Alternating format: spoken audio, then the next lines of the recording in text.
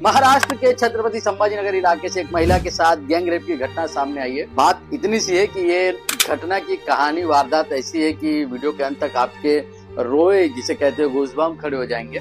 दरअसल एक महिला एक होटल के गलत कमरे को खटखटा देती है, नॉक कर देती है। वो दरअसल जिस कमरे में जाना होता है वो कमरा नहीं होता, गलती से दूसरे कमरे को नॉक कर देती है और उस कमरे में मौजूद शैतान जिसे कहा जा सकता है, 3-4 शैतान ऐसे मौजूद थे जिन्होंने उस महिला के साथ गैंगरेप किया।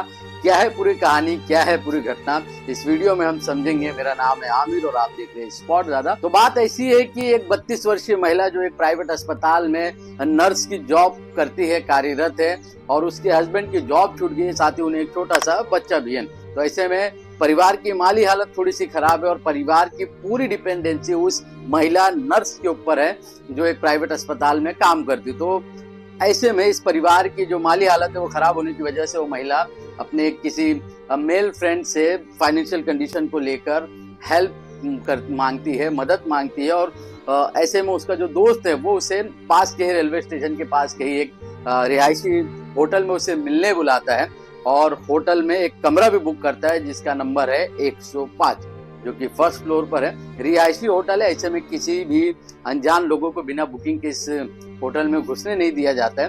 तो महिला कमरा नंबर 105 में जाती है, अपने दोस्त से मिलती है, फाइनेंशियल कंडीशन और काफी बातचीत मस्ती मजाक, खाना खाती है वगैरह वगैरह जो भी है। लेकिन फिर महिला को कहीं से कॉल आता है, महिला अपने कॉल में बिजी हो जाती है, तो कैसे भी वो उस होटल से बाहर आ जाती है। बाहर आने के बाद वापस वो फोन पे बातचीत में क्योंकि बिजी रहती है तो वापस उसी कमरे में जाती है जिसका कमरा नंबर मैंने आपको बताया था 105। लेकिन यहाँ उस महिला से गलती ये हो जाती है कि जब वो फोन पर बिजी रहती है और वापस जब होटल में जाती है तो कमरा नंबर 105 जो पहले फ्लोर पर है वो पहले फ्लोर की जगह दूसरे मंजिला पर चली जाती है, सेकंड फ्लोर पर चली जाती है, जहाँ पर 105 के बजाय 205 में चली जाती है। अमूमन इस तरह की मिस्टेक हो सकती है किसी से भी, है ना, जाने अनजाने में फोन पर बिजी रहते हो लोग, तो इस तरह की घटनाएं हो जाती। तो अब गलती से दूसरे मंजिला पर, पहले पे उसका फ्रेंड था 105 में जिससे वो मिल चुकी थी, लेकिन फोन पर बातचीत के दौरान वो नीचे आ गई थी। लेकिन दोबारा जब वो जा रही तो उसे एक ख्याल है कि वापस वो अपने दोस्त के कमरे में जा रही है, उससे मिलने जा रही है। तो वो एक आपको मालूम होगा जब आप अपने किसी पहचान वाले से मिलने जाते हैं या कंफर्टेबल होते तो क्या अंदाज होता है आपका। लेकिन जब वो महिला सेकंड फ्लोर पर जाती है इस विश्वास के साथ कि कमरा नंबर 205 को 105 समझकर वो नॉक करती है। अब यहाँ से इस पूरी घटना ने एक हैवानियत का रूप ले लिया। यहाँ से अब इस कहानी को ध्यान से सुनिएगा। जब वो कमरा नंबर 205 खटखटाती है क्योंकि बिजी थी, और जब खटखटाती है तो उसका अंदर जब देखती है तो 3 जो लोग हैं वो बैठे होते हैं और वो बियर पी रहे होते हैं। इस तरह का जो पुलिस के अनुसार जो स्टडी में आगे कहानी भी बताऊंगा, अंत में पुलिस ने क्या कहा वो भी आपको बताऊंगा।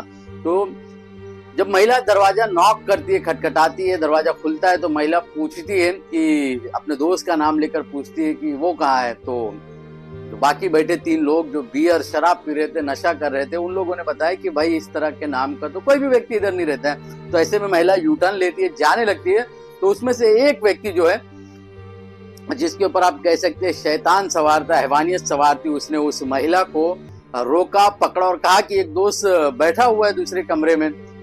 तो वो महिला वहां रुकती है और इसी दौरान उसे खींच कर अंदर लिया जाता है, कमरे को बंद किया जाता है और कमरे को बंद कर उस महिला के साथ, जैसा कि पुलिस के अनुसार जो पुलिस ने कहा है कि बारी बारी से तीनों हैवान उसके साथ हैवानियत को अंजाम देते हैं, उसके साथ बारी बारी से बलात्कार करते हैं। इतना ही नहीं, ये भी बताया गया कि उसे वो जो नशा वो बियर कर रहे थे, वो बियर पहले उस महिला को पिलाया गया, जबरदस्ती परेशान किया गया, फिर उसके साथ बारी बारी से उन लोगों ने बलात्कार किया। तो आखिर में वो महिला कैसे बची, अगर पुलिस के अनुसार हम माने तो पहले तो वो उसे लंबे वक्त तक उस महिला को बंधक बना लेते, फिर बाद में महिला अपनी चालाकी से, अपनी होशियारी से अपनी जान बचाने में कामयाब हो जाती है और वो उस होटल में चीखती चिल्लाते हुए बाहर जाती है। तो ऐसे में जो आरोपी थे, जो हैवान, जो शैतान थे तीनों, वो फरार हो जाते हैं और फरार होने के साथ ही अपना मोबाइल भी बंद कर लेते। बता दूं ये रिहायशी होटल था। इस होटल में बुकिंग के लिए आपको मालूम है कि आपके डॉक्यूमेंट देने पड़ते हैं, आपके डिटेल्स शेयर करने पड़ते हैं, तभी आपको इस तरह के होटल्स में बुकिंग मिलती है। तो वो 3 आरोपी तो फरार हो गए, लेकिन जो महिला है वो वहाँ के नजदीकी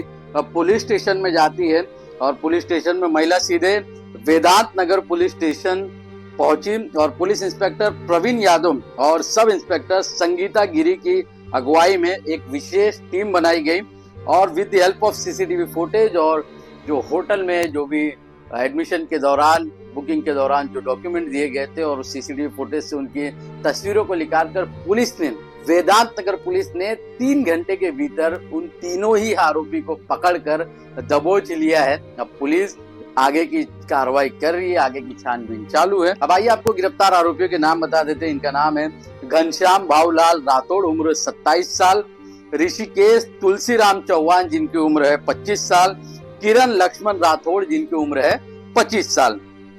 तीनों आरोपी में से जो 2 आरोपी है वो लोन रिकवरी एजेंट है। जो लोग ईएमआई नहीं भरते तो रिकवरी के लिए जाते हैं, परेशान करते, तो आप जान ही सकते कि ये कितने अपने आप को डेरिंगबाज समझते हैं ये लोग जो इस तरह की घटना को अंजाम दिए। बाकी बचा एक आरोपी, वो निजी काम के साथ साथ अपनी पढ़ाई पर ध्यान दे रहा था। लेकिन ये खबर दिखाने का केवल इतना मकसद था कि भाई आज भी हैवानियत लोगों के दिमाग में किस तरह से बसी हुई है ये आप सोच भी नहीं सकते। सोचिए उस महिला ने जब अपने दोस्त से मिलने का निर्णय किया होगा तो क्या उसने सोचा होगा कि उसके साथ आज इस तरह की हैवानियत हो सकती है। सोचिए उस महिला पर क्या बीत रही होगी, सोचिए उस महिला के कमाई पर निर्भर था उसका पूरा परिवार। सोचिए अगर इसी तरह से सब कुछ चलता रहा तो ये एक दिन कहाँ जाकर थमेगा। हमें नीचे कमेंट सेक्शन में बताना ना भूलिएगा। अगर आप ये वीडियो YouTube पर देख रहे हैं तो सब्सक्राइब करें, लाइक करें, और अगर फेसबुक पर देख रहे हैं तो फॉलो करें, क्योंकि यकीन मानिए आपका एक फॉलो और एक लाइक और एक शेयर अब बहुत मदद करता है इस तरह के वीडियो बनाने के लिए। और इस तरह के वीडियो बनाने का केवल और केवल यही मकसद है कि समाज में किस तरह की घटनाएं हो रही है आप इससे अवेयर रहें, जागरूक रहें, और बस क्या है कमेंट सेक्शन में बताइए और क्या करना चाहिए।